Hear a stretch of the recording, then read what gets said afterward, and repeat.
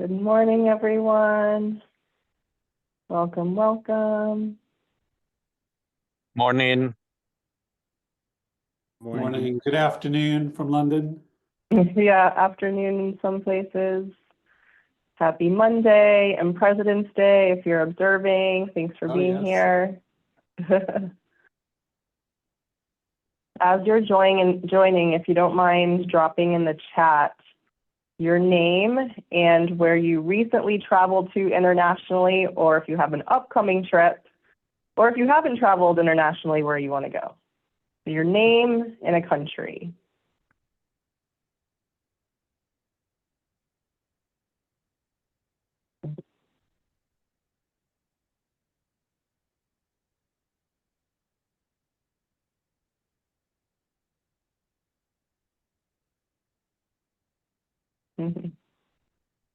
London, China, Argentina, yes.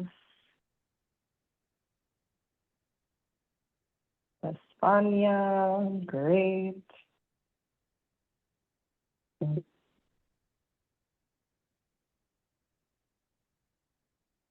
Good morning. If you're just joining, feel free to drop your name and in the chat where you traveled recently internationally or where you will be traveling. And if not, what's on your wish list?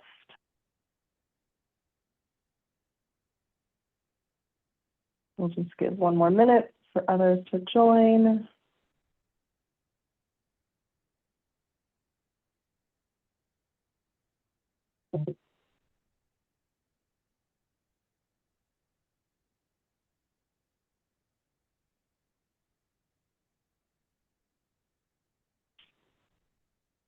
I am dialing in from Tulum, Mexico, Philippines, Colombia, Poland. Love it. You're all at the right place. This is awesome. All right, let's get started. Thank you all for being here on a long weekend, holiday for some who are observing. So thanks for being here. My name is Daniela Santangelo, founder and CEO of Freeway Phoenix. I am here with my co-host, Jen Wong. Jen has supported Startup AZ for a number of years and is now a software engineer, and Russ Shaw, who leads the Global Tech Advocates Group and London Tech Advocates founder. Russ is actually born in New York, but spent quite a bit of time in Arizona and even graduated from Saguaro High School. So he definitely has a keen interest to help us with global impact in Arizona, and super thrilled to have both of them here. So what we're going to do today is run through a short agenda. We'll have plenty of time for questions at the end, but we're super excited to bring this opportunity to you all today. For those of you that aren't familiar with Freeway, freewayphx.com is a community resource for Phoenix to really help the accessibility issue that we have in Phoenix as far as capital connections, community vibrancy. So we do events, signature events each year. We have a dashboard that's aggregating investment data, startups who have had recent funding rounds, investors, accelerators, and programs. So if you haven't checked out the dashboard, please do. And, you know, last year was really a lot about creating the digital infrastructure and having some of that fragmentation be centralized into the dashboard. We've had a lot of great feedback from founders, investors, ecosystem partners of how they've been able to kind of utilize their data, and be able to get the connections that they're seeking. I wanted to share just a quick story in my personal experience professionally at my first startup, and the availability of global opportunities just really impacted our startup in a great way. So we launched in 2016. We're developing SaaS tools for moving companies, and we realized that the problem that we were solving for locally was actually a global issue. And we had an opportunity to attend a conference in Geneva, Switzerland, and it was within 6 months of us launching. And whereas some might think that's too soon, you know, your go-to-market should be localized, we jumped on the opportunity and went to Geneva. And if it wasn't for going to that moving industry conference, we wouldn't have secured the largest mover in the UK, Pickford's, which was able to adopt our technology and be our largest account that we had. So, as we look at Freeway, expanding capabilities and expanding reach, we're ready to unlock accessibility globally.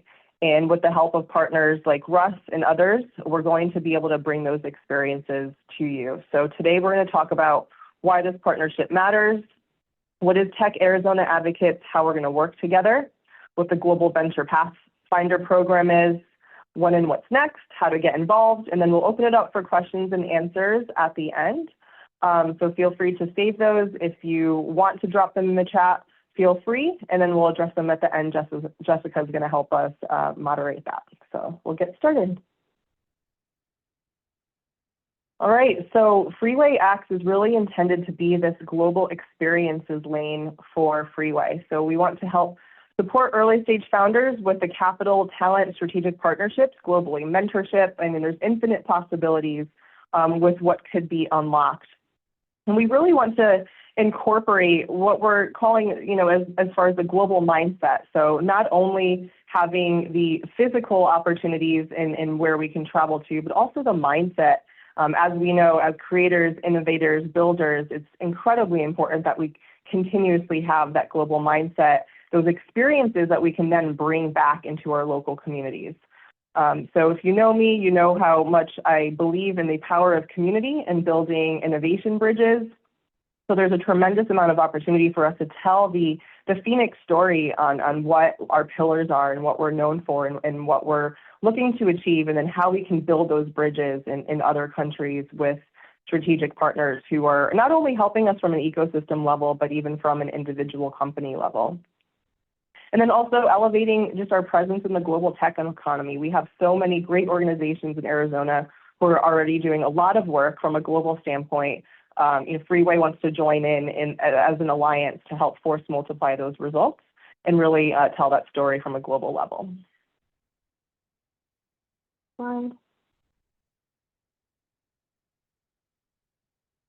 So this partnership matters because we're emerging as a global tech hub. There is a need for more of the private sector-led initiatives to support founders. So we believe this is an opportunity to connect some of those bridges as well. And then international alliances for investment, mentorship, growth. If you're looking to expand into a certain market, we're happy to help make those connections and find your next partner in those regions. From a mentorship perspective, from a co-founder perspective, the world is our oyster, and we just really want to create opportunities to expand that reach. And we talked a little bit about the mindset and the physicality standpoint, and the core value that we're going to be incorporating with Freeway, which is really to be global. All right, I'm going to hand it over to Russ Shaw, who is celebrating 10 years for Global Tech Advocates. Congratulations with all of the hubs that you've launched globally, and we're happy that you're here.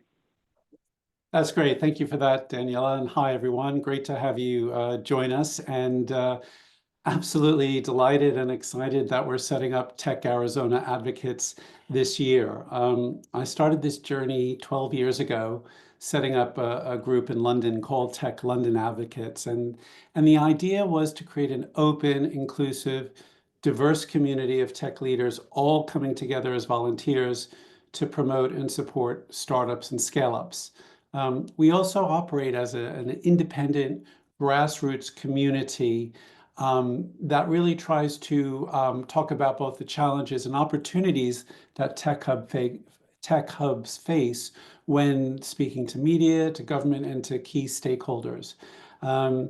We now have, as you can see on the map, over 42 groups in our Global Tech Advocates community, and really delighted that Arizona is going to be our fourth group. I know we've got Alejandro Martinez on the call. He's setting up Tech New York Advocates. So by the end of this year, we'll have 5 groups in the US. So wherever you go in the world, you're able to meet an advocate or connect with an advocates group.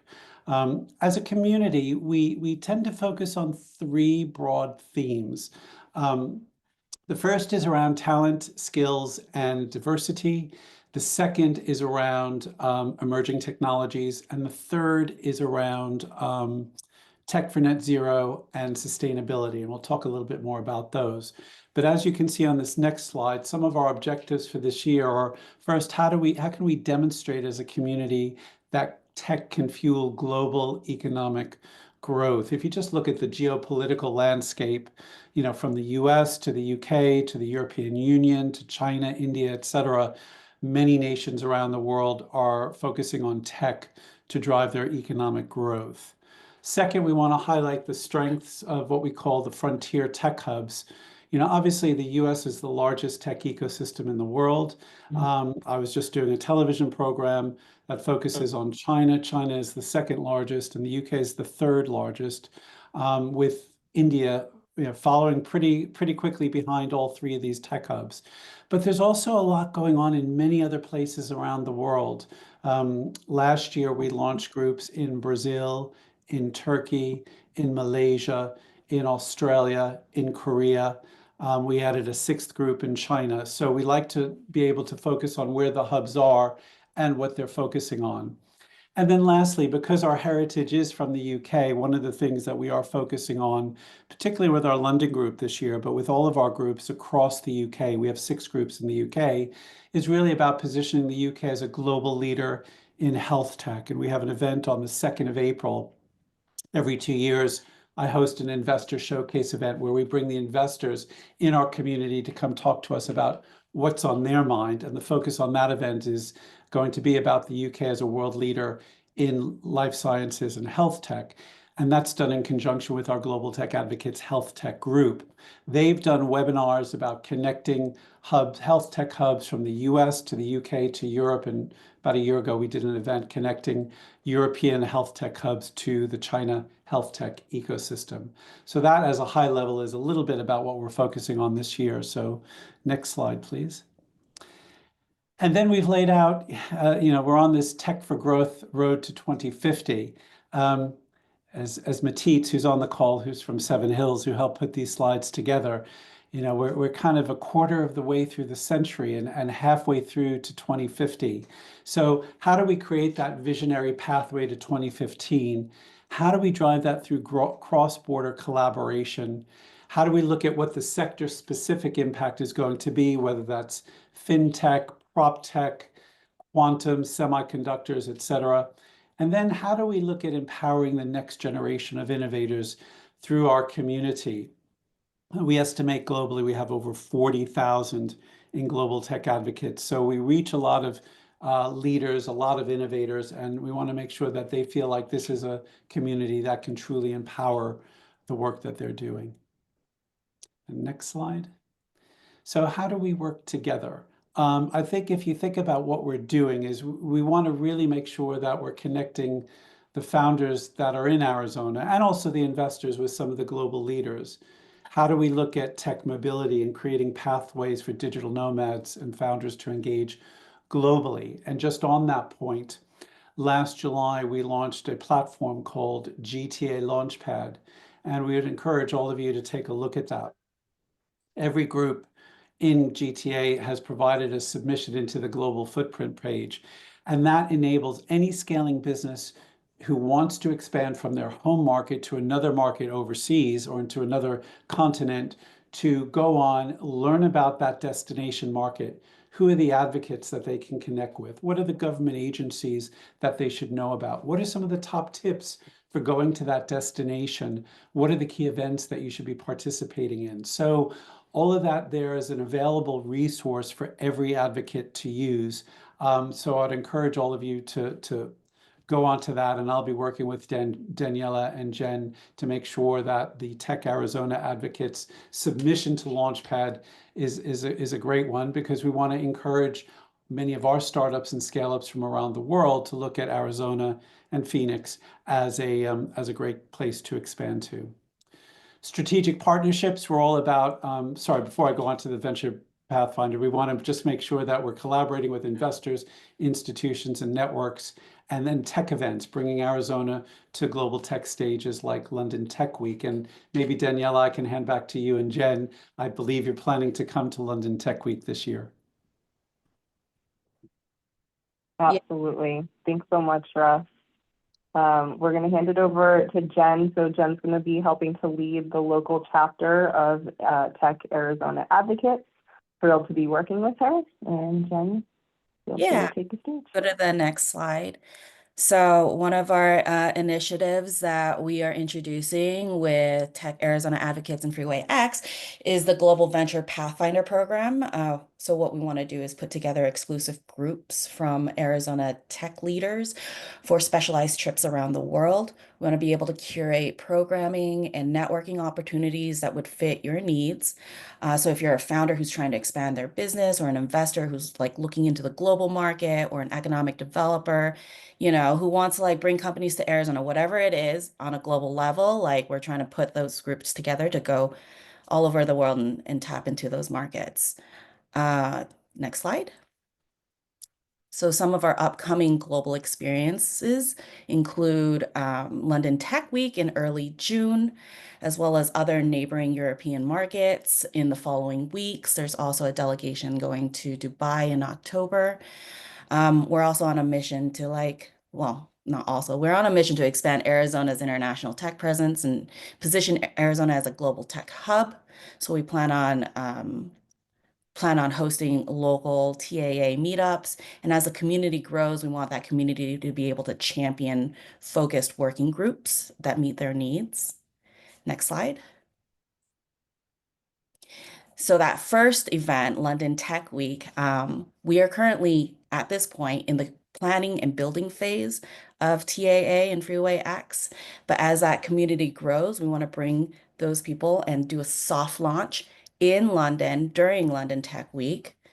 And I had actually, so like next slide, because it has like all this stuff. I had the opportunity to go to London Tech Week in person in 2017. And that was before I met Russ. So it was like a lot. And then of course, like in 2020, they pivoted to an online event, which was pretty amazing for an online event. Like they were able to bring that energy and vibe. And then I was able to go to London Tech Week again in 2022 after I met Russ. And I just have to say, it's like a phenomenal event. It's a great launching point, like into the European market. You meet so many people. There's like a lot of government support, a lot of private industry support. Russ could probably dive even deeper into like all the tidbits. And it's citywide. I've been able to go to so many different places in London, and meet so many people from all over the world. So this is where we're going to launch Tech Arizona Advocates. And then from there, we'll be able to continue growing our network. If you go to the next slide, you can kind of see the expansive nature of London Tech Week. And this is only like top of the iceberg.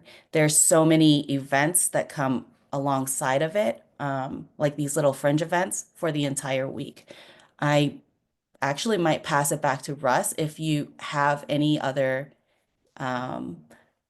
things you want to say. You're doing a great job, Jen. Yes. Really good. And it's great to see that you're such a fan. This will be the 12th year that we do London Tech Week. Last year we had over 30,000 people attend from over 140 countries. So we like to think of London Tech Week as a global tech event that just happens to take place in London. And TLA, Tech London Advocates, has been a co-founder of this since the very first one back in 2014. And like Jen, like you've said, this is kind of the main event stage for the first 3 days, but there's usually about 80 to 100 fringe events that take place all over London for the week. The fringe events are free.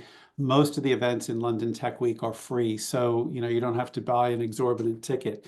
But a lot of the world comes here during that week, and it is confirmed that Prime Minister Keir Starmer will open London Tech Week on the Monday. Usually every year the Prime Minister does open the week. Last year it was the Mayor of London because we were in an election during the middle of London Tech Week, so the national government figures were not allowed to participate. But he's confirmed he's very excited to be participating. So yeah, this is just a good snapshot of the types of things we'll be discussing. Cool.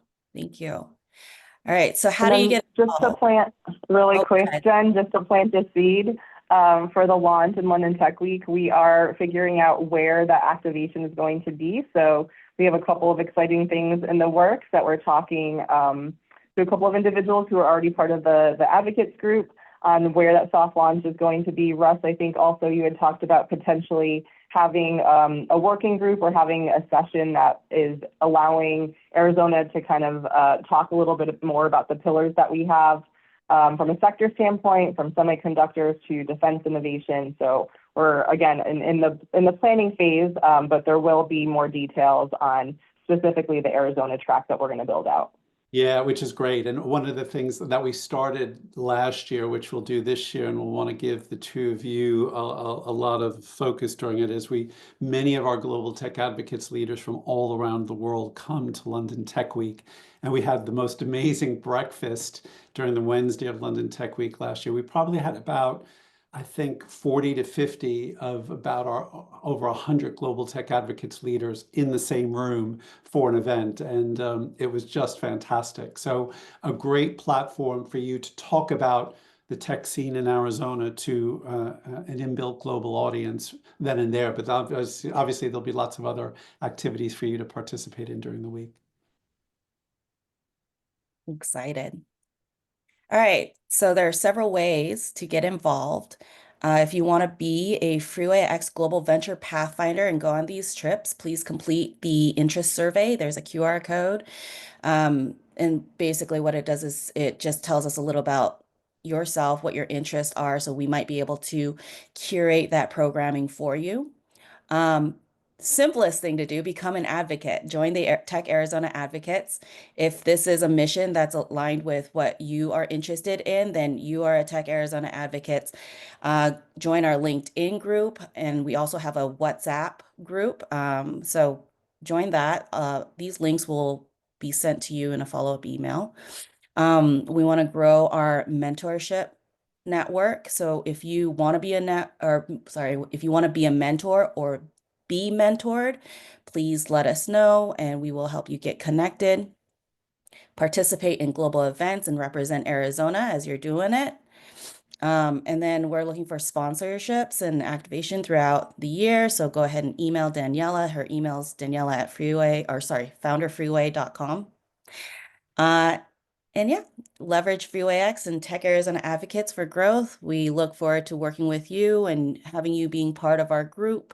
And if you have any friends or other people in your network who you think might be good additions to this group, please connect us. Perfect. Thank you so much, Jen. Thank you, Russ. Okay, we are going to open up the floor now for any questions. And feel free to just take yourself off mute and Hey, talk that Bill way. Swartz in Scottsdale. Thanks for Hey, including me. Bill. Hi, Bill. You obviously made enormous headway globally before deciding to do a heck of a lot in the United States, and just sort of curious about what the thought process is there, and what do you see, maybe sort of to what extent is the United States going to end up kind of catching up a bit? And if so, how could we help you do that? Yeah, thank you. Great question. Basically, all of these groups happen organically. So, I started in London. The next group to launch was our Nordics group in 2015, and it's been a little bit of a snowball effect since then, but literally people putting up their hands and saying, I want to set up a group. You've got Alejandro on the call from Tech New York Advocates. He joined our community last year. He attended a Global Tech Advocates Data and AI event. and didn't realize that there was this global network behind it. We welcomed him to the group. He and I then spoke, and he said, "Why don't you have a group in New York?" I said, "Well, nobody's put their hand up to say they're ready to do it." So it really happens by people saying, "I'm committed to doing this." It is, it is a responsibility, Bill. There's a licensing agreement that sits behind these, where I license the brand, the IP, and the operating principles for a whopping £1 a year, which I think is about a $1.25 in today's exchange rate. So it's not about making money, but it's making sure that people like Jen and Daniela, who are great, look at this and say, wow, this is a real commitment. So our California group, which started as a Bay Area group, kicked off in 2016. And then we added Florida, we added Boston last year. Obviously, we're adding Arizona and New York, and I'm now in discussions with groups for Washington, D.C., for St. Louis. And then I've just had some outreach through the Bloomberg organization in New York that the mayor of Detroit's office is interested in setting up a group in Detroit. So if you come across people who you think would want to set up groups in the US, that would be fantastic. And again, it is a bit of a commitment, but we try and make sure that we explain everything along the way. It's not a massive time commitment because we're mindful of the fact that everybody's a volunteer, everybody has a day job, but we want to make sure that the people who are running these groups are serious about it and have a vision like the one that Daniela and Jen has just shared with everyone. Thank you. Thank you. Great question. If I can add to that, Russ, quickly, here, Luis from Florida. Oh, Luis, hello. Sorry, I didn't know you were there. No, it's okay. It's such a massive market that, you can't really do tech US advocates because the community, it just wouldn't happen. So there's a question about, is even a state too much, right? But yeah, I think we would need, it's nothing about the US not being a priority. It's just a question. I mean, the Bay Area was one of the first chapters to actually be created. It's just a question of the vastness of the economy, I think. At least it's my perception running Florida. Luis, would you just maybe, sorry, I didn't realize you were on. Would you maybe talk a little bit about what you've been doing with Tech Florida Advocates, a little bit of the areas that you've been focusing on? And I know you're now connecting to, in particular, to some of our European groups as well, maybe just to give the others on the call a little bit more insight as to how an advocates group in the US is operating. Yeah, well, my thought process. Also, by the way, I work a lot with Lanny, and there's an event that we have that we'd like to do out of Arizona, but we have another discussion. It's so it would be in March. It's pre-launch, but it's all ready. And if you'd be happy to co-host it, we'd make it across all the US-based entities. I mean, I came across and I became an advocate very early on. I met Russ at a clean tech event, and must have been 2015, and immediately, this tech for good, this community building made so much sense. And what Russ has achieved from from zero is just incredible. It's a very powerful organization, very influential, especially in the UK. So when I moved to Florida about 4 years ago, I came and I said, well, we must have, there's a question, do you do Florida? Do you do Orlando? Do you do, how do you make it work? And I think the answer should be based on reality, right, on the ground. Here in Florida, there's a huge amount of groups around technology in every city. You have the South Florida, the Tampa Bay, the Orlando, but there's not that much that actually has an international link. And also politically, they dissolved something that was called Enterprise Florida, which was like the statewide entity to attract not only technology, but any kind of companies and interact, helping companies in and out of the state.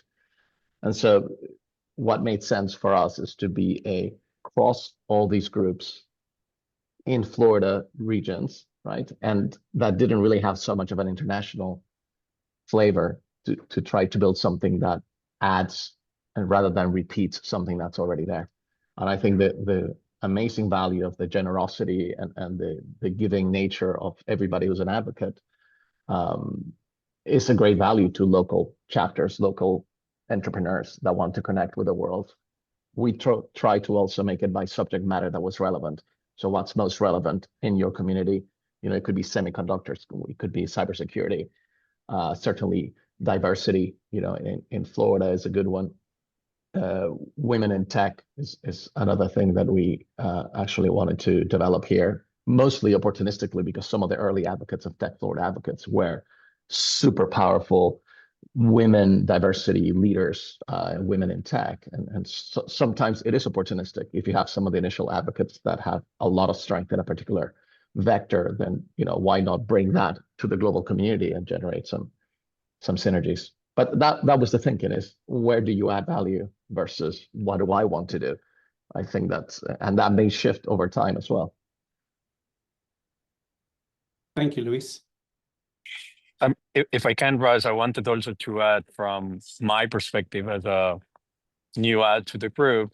I think, meaning by being one of the top markets in technology, there is a huge business behind. So there are a lot of groups that are supporting technology with membership and looking into the business. I think the true value behind the tech advocates is that is a non-for-profit organization and is not linked to anything. Like there is no private links, or there is no one is really affecting any decision from the tech advocates, and that make us independent when we are helping people. So it's truly a network of people around the globe that's more difficult to access, that are willing to help that option of technology.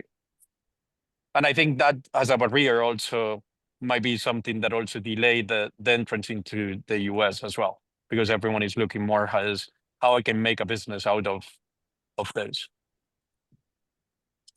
Yeah, that's a great point. I mean, it's, this is a community that will help extend your network, help you build your community.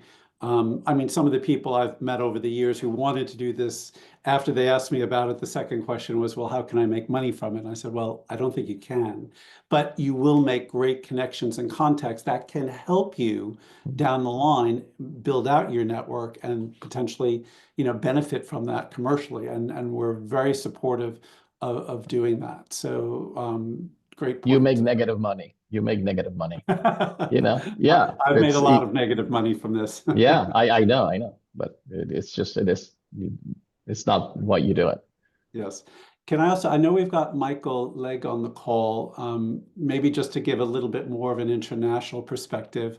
Michael, if you don't mind talking. Michael is our Global Tech Advocates Latin America lead. He's got a British accent, but he spends a lot of time in Latin America. And I think it's fair to say, Michael, we've been very busy in Latin America over the past 12 months or so. We've added groups in Brazil, in Chile. We expanded our Bogota group to be a Colombia group. I know you're working in Argentina at the moment. So would you maybe talk a little bit about your role? Yeah, great. Interesting. Actually, I had a really good chat with Alejandro just last week to see how we could kind of build links with New York, and I know that the leaders from Argentina have been up in California, talking with advocates there. I think I've been talking to Russ for a little while about really trying to promote Latin America, the Latin American tech scene, which is incredibly vibrant, incredibly colorful, and has so much potential. And how can we kind of link Latin America with the rest of the world? And we're trying to coordinate efforts both with existing groups, growing them, and building new groups to really try and promote Latin American technology. And that coordination, I think, is going to work very well. Both coordinating the groups, Latin America, links between Latin America and the States, Latin America and London, and the other groups that we've had that we've got around the world. As Russ said, we've got new groups, very new groups in Chile and Argentina, which are yet to have their kind of official launches. Got a fantastically vibrant group in Brazil. They're helping launch a pan-Latin American tech competition this year. We're hopefully going to be bringing some strong delegation over to London Tech Week and get more kind of Latin American presence there. And just last week, we were talking about to the people who are running Columbia Tech Week to try and bring some interesting UK tech companies over for that, and vice versa. So there's a lot going on. It's a lot of evolution at the moment. A lot of groups that are in very much in the kind of growth process. And I know, speaking for all the leaders across Latin America, they're really keen to build connections with other groups in the GTA network, and see where they can learn and share ideas. Great. Thank you, Michael. That's great. Thanks. Other questions? Yes, this is Bill, if it's okay for me to jump back in again. Please, go ahead, Bill. So Arizona's may have a challenge. Well, Arizona's got a lot of challenges, but one challenge that it might have in common with some other areas is that Arizona is very much less than the sum of its parts. So Arizona is very unusual in the sense that we have an amazing number of very valuable threads which are opposed to having anything to do with each other. And so in this international area, I just kind of put this, now that we've got the group all together, just kind of put a pin in these thoughts. Arizona has some interesting international connections that are historic. And I do think one thing that might help this organization in Arizona is to sort of build on the existing very strong international threads that exist in reality, and sort of trying to kind of institutionally, get wrapped into some of that. And the ones that I might just mention sort of off the top of my head, Canada is first. Canada is, I think, the largest trading partner for Arizona. The Canada-Arizona Business Council, which is founded by Glenn Williamson, is an exceptionally successful nonprofit organization, exceptionally successful. Probably not easy to penetrate, but if there were a way for us to somehow form partnership with Glenn, that would be something that would be at the top of the list. Next would be Taiwan, obviously, because of the TSMC community, the Taiwanese community that has actually been built up here that's kind of interesting. France has an interesting history of connection with Arizona, both through Bull buying Honeywell and making it Honeywell Bull. And also we have a long-standing semiconductor industry history with France. Motorola's Swiss operation was a very common place for senior executives from Motorola in the old days of the semiconductor business to be rotated out. So we have a very large French-speaking population here, and that's a huge asset. Mexico is obvious. And then the Middle East in aerospace in particular. I remember Indigo Partners, which is, I'm forgetting the old CEO of Southwest Airlines, is a very famous private equity individual associated with Texas Pacific Group. Is that Herb Kelleher? Not Kelleher, but it'll come to me.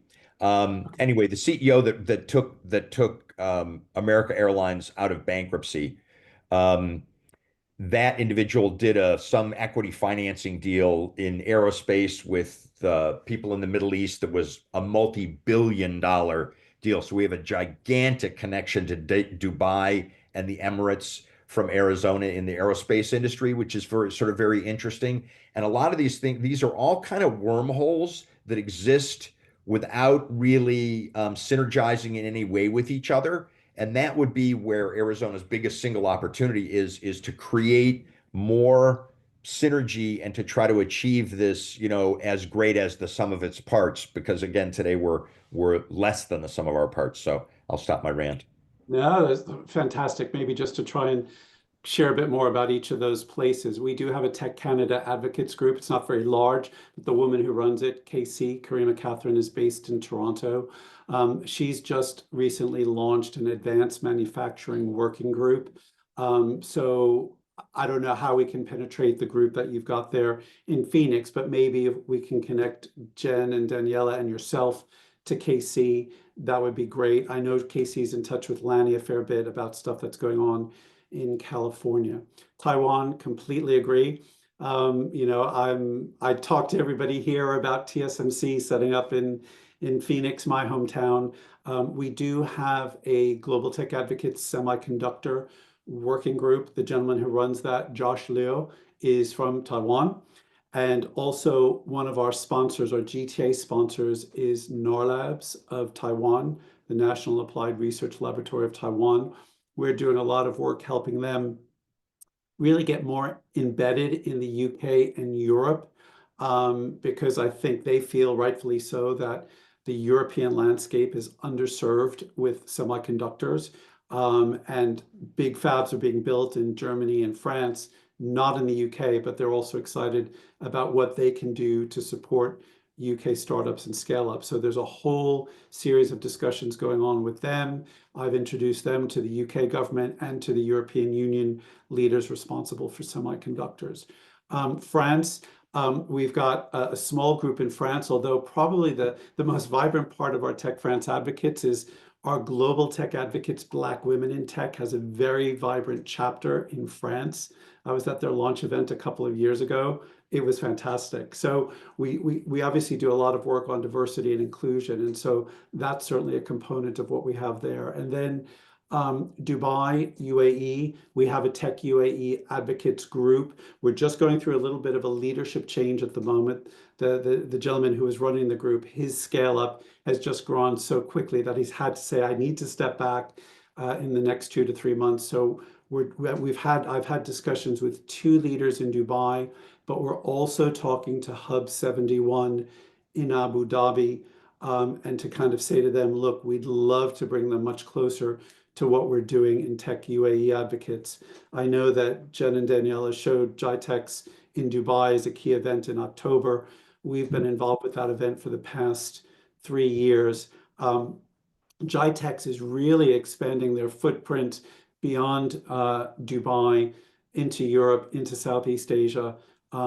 I'm likely to go to Nigeria in September. They're going to do their inaugural GITEX Nigeria event there. So we've got good relationships into GITEX. So hopefully as this group gets off the ground, we can make some of those connections. And hopefully, to your point, Bill, they will kind of round out some of the strands that you've already got.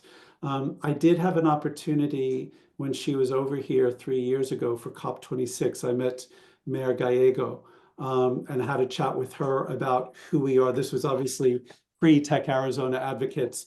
I think the opportunity is ripe for us to hopefully go back to her office and say this group is now setting up and running. And so how do we make sure that we connect with that leadership in Phoenix, both at the city level and also at the state level?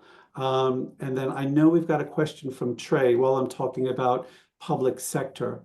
How is this organization leveraging the public sector to expand?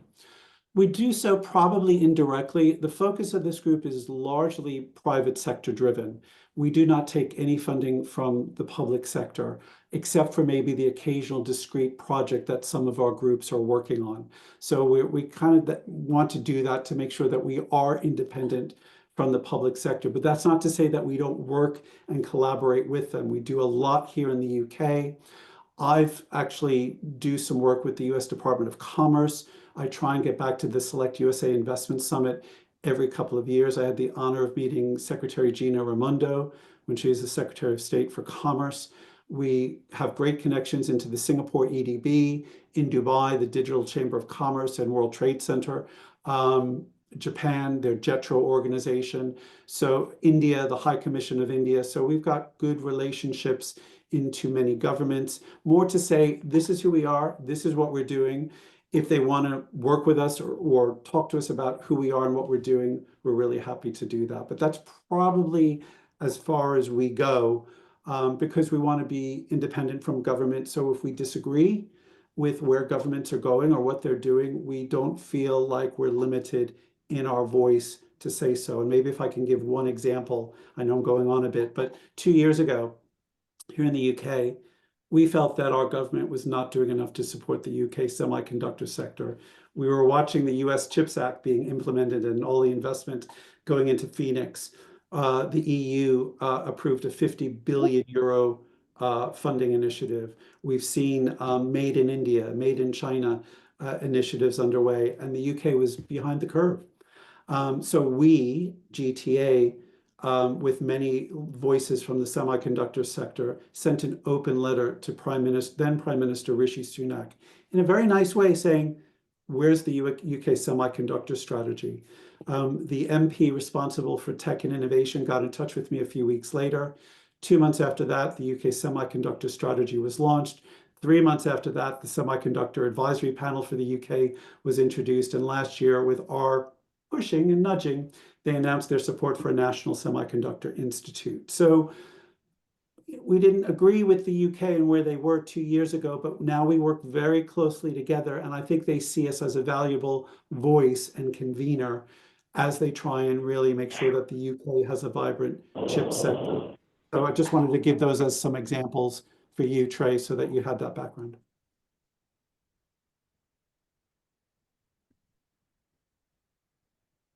Other questions? Jen, Daniela, is there anything that you want to add? I think we covered a lot of ground. Yeah. Like I said, we are in the building and planning phases for now until London Tech Week when we do our soft launch. So we want to get input from everyone here and beyond. So we thank you, Bill, for the suggestions. I thought those were phenomenal. And so, yeah, we want to continue getting that type of info and contacts and stuff to build this out to be something very valuable. Great. And I'm just so excited we're getting a group. I went to high school in Scottsdale. I'm a graduate of Saguaro High. So Bill, probably not too far from where you are. So great to see after all of these years that the connection is strong. And I know Daniela and Jen are looking at an event in November. So I'm planning to hopefully come back and we'll do an in-person event when I'm back in Phoenix. That's great. I appreciate being included. I think I'm just speaking for myself, and Daniela may feel the same way. One of the challenges here in Arizona is that there's a center of gravity in the institutional part of the local ecosystem that is very difficult to compete with, and it is a competition. And so this organization, I think, can help me and others that are involved in having sort of more of a framework around us that gives us a little bit more, at least the appearance of some level of institutional credibility for members of the community that care about that, to counteract the fact that I personally am a disruptor and I'm intentionally staying out of the center of the ecosystem myself. So much appreciated. That's great. Thank you. We have loads of disruptors in the community. And look, what you've just shared is not uncommon in some of the other hubs that we've come across. And so, if there are ways in which we can help you to either break that or kind of circumvent around some of that thinking, I like to describe us as we're organization agnostic.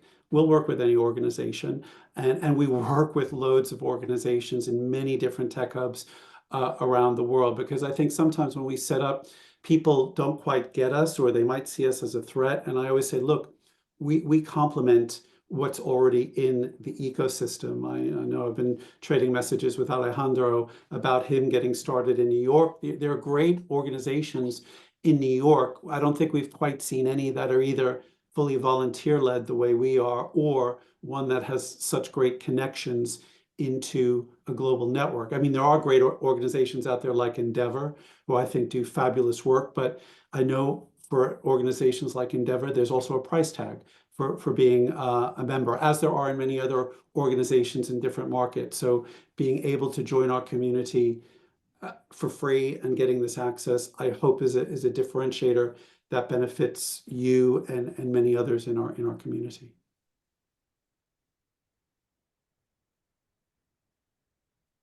Very cool. Last call for questions. Any last words? I think we're ready to wrap up. We'll be following up with information on how to join the groups, how to get involved, events that are upcoming in the future. So keep an eye out for your emails, or join the email list if you haven't already. If you're on this call, then we will send you a follow-up. Thank you for including me. Thank you for coming. Thanks, everyone. Thanks for your comments. Nice to meet all of you. Hope to see you in person in Phoenix later this year.